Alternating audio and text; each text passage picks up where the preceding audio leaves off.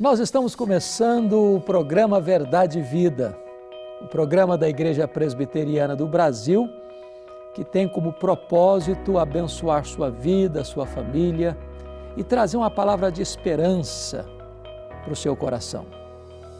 No programa de hoje vamos tratar de um tema que tem muito a ver com você e comigo. Tantas vezes na vida passando por lutas e provas. Então vou conversar com você sobre o tema orando por causas humanamente impossíveis. E vamos basear esta mensagem no Salmo 116, versos de 1 a 9. Vamos ouvir a leitura do texto. Amo o Senhor, porque Ele ouve a minha voz e as minhas súplicas, porque inclinou para mim os seus ouvidos, e invocá-lo-ei enquanto eu viver. Laços de morte me cercaram, e angústias do inferno se apoderaram de mim. Caí em tribulação e tristeza. Então invoquei o nome do Senhor. Ó Senhor, livra minha alma. Compassivo e justo é o Senhor. O nosso Deus é misericordioso. O Senhor vela pelos simples. Achava-me prostrado e Ele me salvou. Volta, minha alma, ao teu sossego, pois o Senhor tem sido generoso para contigo, pois livraste da morte a minha alma, das lágrimas os meus olhos, da queda os meus pés. Andarei na presença do Senhor, na terra dos viventes. Muito bem, é sobre este assunto tão empolgante que eu quero conversar um pouco com você. Orando por causas humanamente impossíveis. E eu quero fundamentar esta palavra na experiência do grande rei Ezequias. Dizem os estudiosos que foi ele quem escreveu o Salmo 116. E esse salmo talvez seja uma espécie de testemunho daquilo que este homem passou. Este rei começou a reinar em Jerusalém aos 25 anos de idade, reinou 29 anos, morreu com 54. Quando ele estava com 39 anos de idade, no auge do seu governo, ele que foi um homem bem-sucedido no seu reinado, um homem piedoso, que promoveu uma reforma religiosa e experimentou um reavivamento espiritual, enfrenta dois gravíssimos problemas humanamente insolúveis. O primeiro deles, um cerco de um grande e poderoso império, o Império Assírio, que já tinha levado para o cativeiro as 10 tribos do norte, no seu governo. E agora os exércitos assírios entrincheiram Jerusalém. Não há a mínima possibilidade de Ezequias reagir de forma militar àquela invasão iminente. Aliás, o rei da Síria manda um recado abusado para Ezequias: renda-se.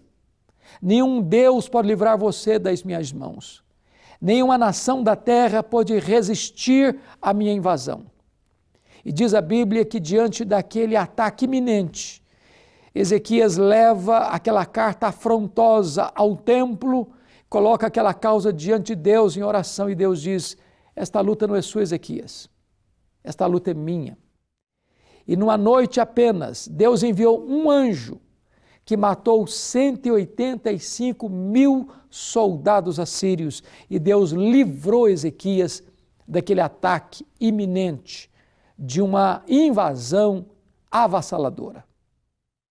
Mas Ezequias, aos 39 anos de idade, está enfrentando um segundo problema humanamente insolúvel. Ele fica doente, ele contrai uma úlcera e, a despeito do seu poder econômico, a despeito da sua influência política, nenhuma alternativa lhe foi dada para curar a sua enfermidade. Ao contrário, Deus mandou o profeta Isaías à sua casa com um recado urgente: põe em ordem a tua casa, porque morrerás e não viverás. E diante desse cenário, diz a Bíblia que restou ao rei apenas uma parede, e para a parede ele se voltou. e orou fervorosamente, chorou copiosamente. Deus respondeu a oração dele rapidamente. E Deus mandou de volta o profeta Isaías ao seu palácio, dizendo: olha, Ezequias, Deus ouviu a sua oração, Deus viu as suas lágrimas, Deus curará a sua enfermidade, Deus libertará Jerusalém do ataque estrangeiro, e no terceiro dia subirás à casa do Senhor. Então, o rei Ezequias perguntou: mas que sinal eu tenho de que Deus vai ouvir e ouviu o meu clamor? E o profeta perguntou: o que é que você quer? Que a sombra do relógio de Acais retroceda 10 graus ou avance 10 graus? E o rei pensou: já que Deus vai fazer um milagre, eu quero um milagre maior. Porque todo relógio anda para frente, mas você não vê relógio dar marcha ré. E diz: então quero que retroceda 10 graus. E Deus interfere na estrutura do universo para responder à oração do rei Ezequias. Deus fez um grande milagre, humanamente impossível. Libertou Jerusalém de um ataque estrangeiro e curou Ezequias de uma enfermidade mortal.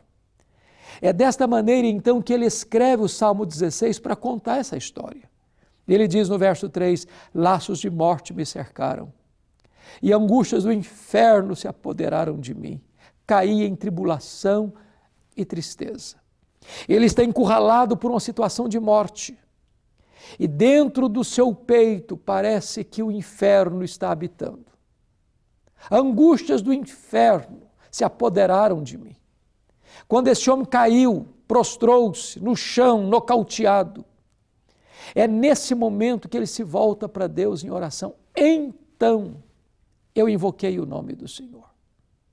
Tem hora que Deus leva você ao último furo da correia, ao fundo do poço, ao fim do túnel, quando todos os recursos da terra se esgotam.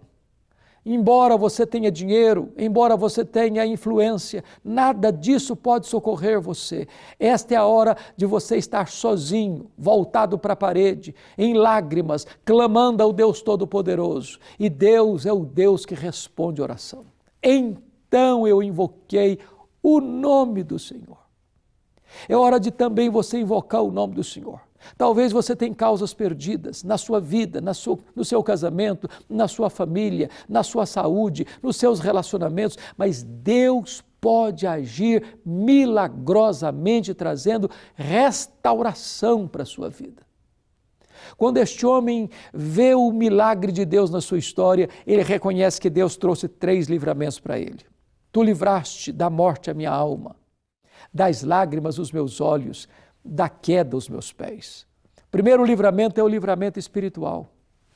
Deixa eu dizer algo para você. Talvez você esteja com saúde, talvez você esteja bem com a família, talvez você esteja profissionalmente de vento em popa, mas você tem uma libertação necessária na sua vida, sem a qual você não pode viver eternamente. Você precisa do perdão dos seus pecados. Só Deus pode livrar a sua alma da morte eterna, da segunda morte. Segundo, ele declara que Deus o libertou emocionalmente. Das lágrimas livraste os meus olhos. Nós choramos, nascemos chorando, via de regra, descemos ao túmulo em lágrimas ou no meio de lágrimas. Só Deus pode estancar suas lágrimas, só Deus pode enxugar o seu choro, só Deus pode trazer alívio para o seu sofrimento, só Deus pode resolver as causas que fazem você chorar, pois Deus traz livramento emocional. Mas Ezequias compreende que Deus traz também livramento moral. Da queda livraste os meus pés. Nenhum de nós, por mais piedoso que seja, pode ficar de pé escorado no bordão da autoconfiança. Ou Deus segura a nossa mão, ou nós tropeçamos e caímos. A Bíblia diz que Deus conhece a nossa estrutura e sabe que nós somos pó. Nós não podemos confiar em nós mesmos. A Bíblia diz: aquele que pensa estar em pé, veja que não caia. Então, depois que Deus traz livramento a este homem, ele assume um compromisso com Deus. Porque Deus ouviu o meu clamor e a minha oração, e invocá-lo-ei enquanto eu viver. Depois que Deus trouxe resposta a causas impossíveis, ele diz: eu andarei na presença do Senhor na terra dos viventes. Porque Deus fez algo tão lindo na história dele, ele diz: eu amo o Senhor. Eu amo o Senhor porque Ele ouve a minha voz e as minhas súplicas. Este homem então diz: o que darei ao Senhor por todos os seus benefícios para comigo? E ele respondeu: eu tomarei o cálice da salvação, eu invocarei o nome do Senhor, eu cumprirei os meus votos na presença do seu povo. Hoje você também pode ter essa experiência do Deus que responde orações. Causas impossíveis podem ser resolvidas quando você se prostra aos pés do Senhor em oração. Eu vou orar por você. Onde você está? Ore comigo. Deus, eu te agradeço pela Tua palavra e eu te peço que Tu apliques esta palavra ao coração dos que nos assistem. Em nome de Jesus. Amém.